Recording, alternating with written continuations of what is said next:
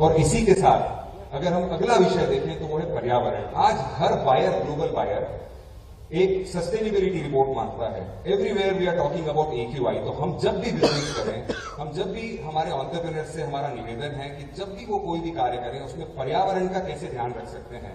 क्या हम पानी का कम से कम उपयोग कर सकते हैं, क्या हम आज ग्रीन एनर्जी का यूज कर सकते हैं। तो ऐसे ही इस विषय को भी हम हमारी एंटरप्रेन्योरशिप से जोड़कर देख सकते हैं। ये विषय है कुटुंब प्रबोधन। अगला विषय कुटुंब प्रबोधन।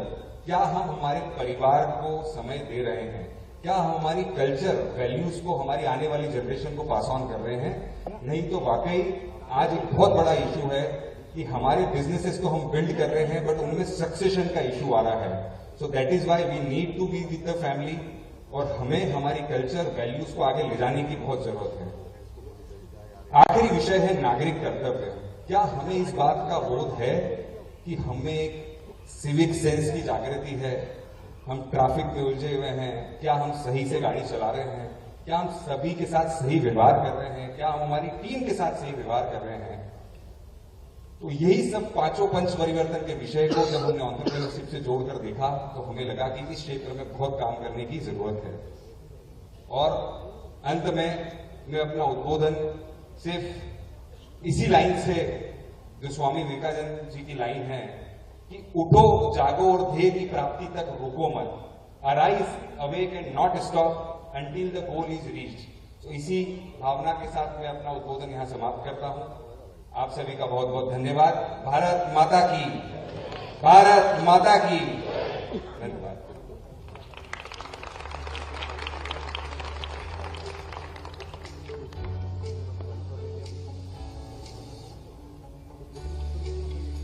नौकरी, मेहनत, मशक्कत करने के बाद एक व्यक्ति मेरे पास आया और बोला मुझे कि भारत में मॉर्गन स्टैनली की इन्वेस्टमेंट बैंकिंग प्रैक्टिस की शुरुआत हम करते हैं। उस समय मॉर्गन स्टैनली भारत में था नहीं और मैंने भी 10 बार सोचा कि मैं अनुभव ले रहा हूं न्यूयॉर्क में, जमीन से शुरुआत करनी होगी भारत में। पर अंतरात्मा की आवाज आई और शायद मैं अतिशयोक्ति नहीं होगी अगर मैं कहूं कि मां भारती की आवाज आई कि मैंने निर्णय लिया कि भारत जाके ही जमीन से हम लोग दोबारा शुरुआत करेंगे। और मुंबई हम लोग गए, हम 2 लोग थे अकेले।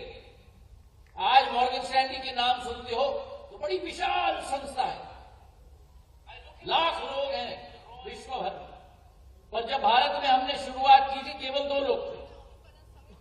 एक दिल्ली में चिकित्सक थे डॉक्टर सामा, उनका बेटा, और मैं एक होटल के कमरे से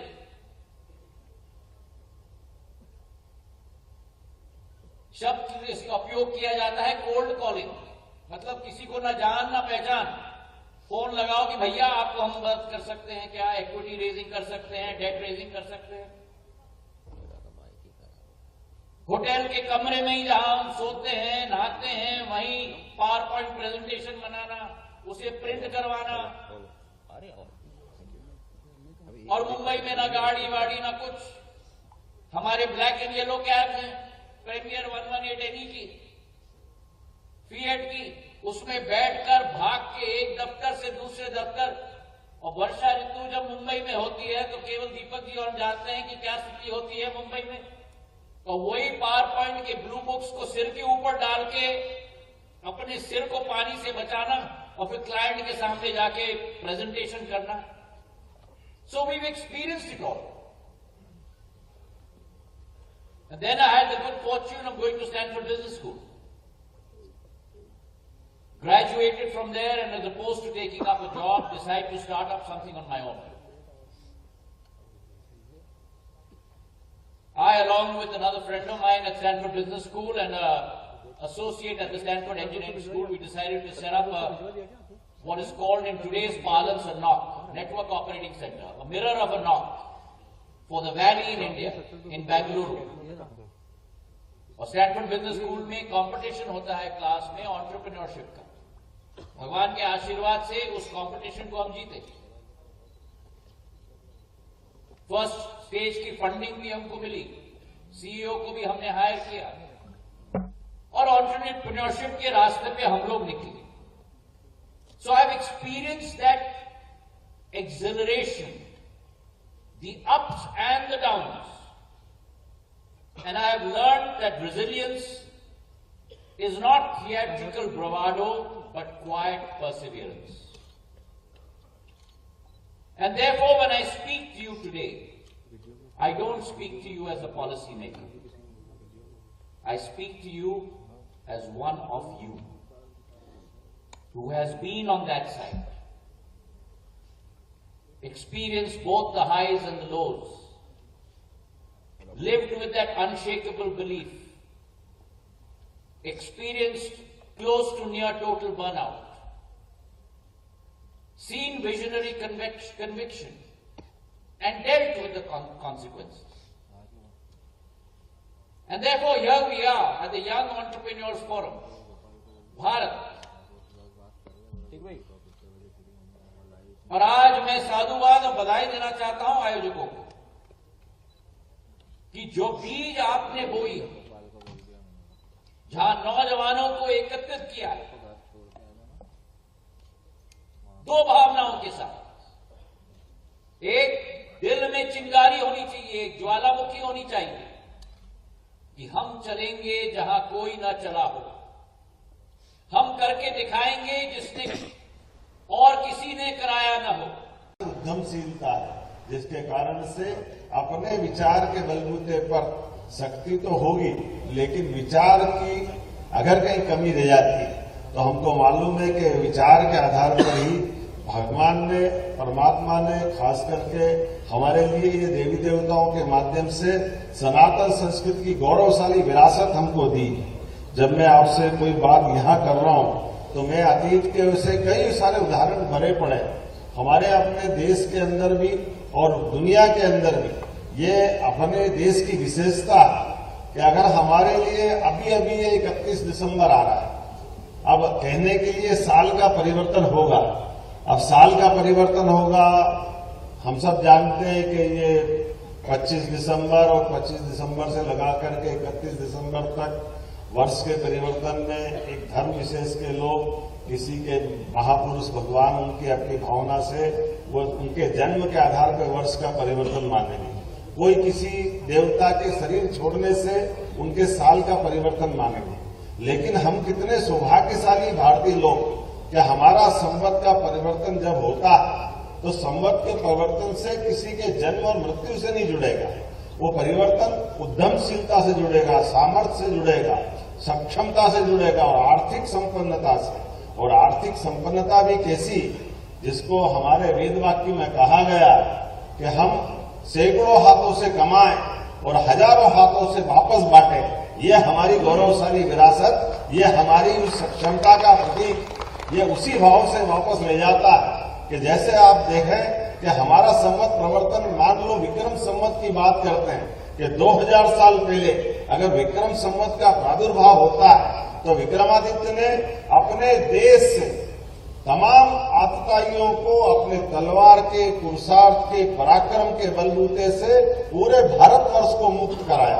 और मुक्त कराने के बाद जब सुशासन की बारी आई, उद्यमशीलता को प्रोत्साहन देने की बारी आई, तो उन्होंने अपने उस पद्धति को विकसित किया जिस आधार पर हमारे यहाँ संवत लागू करने की परंपरा है।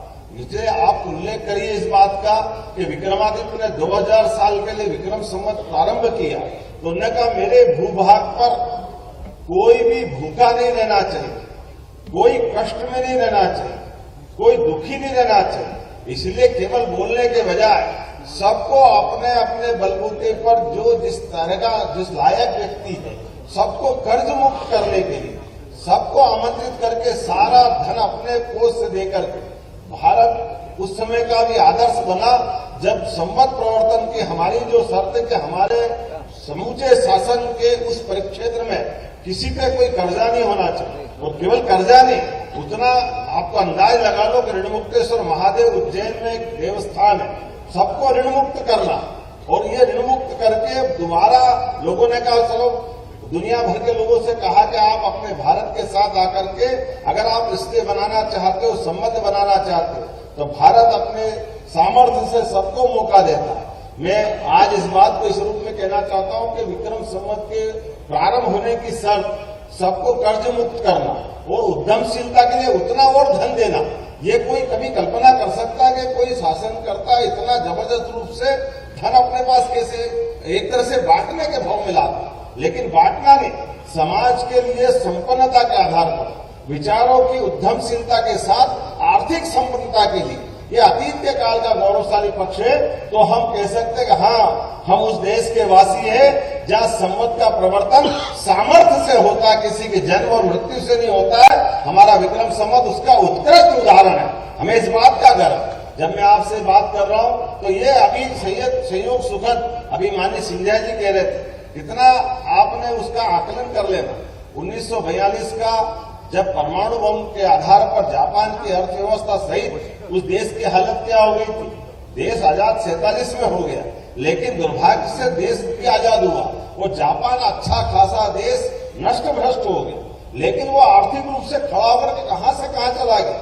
लेकिन ये संयोग है कि हमारे तत्कालीन शासनकर्ताओं की दृष्टि देश को उस तरह से ले जाने की नहीं थी। उसका दुष्परिणाम है कि देश अपने खुद के खाने के लिए भी अमेरिका पर लाल गेहूं पर निर्भर रहा।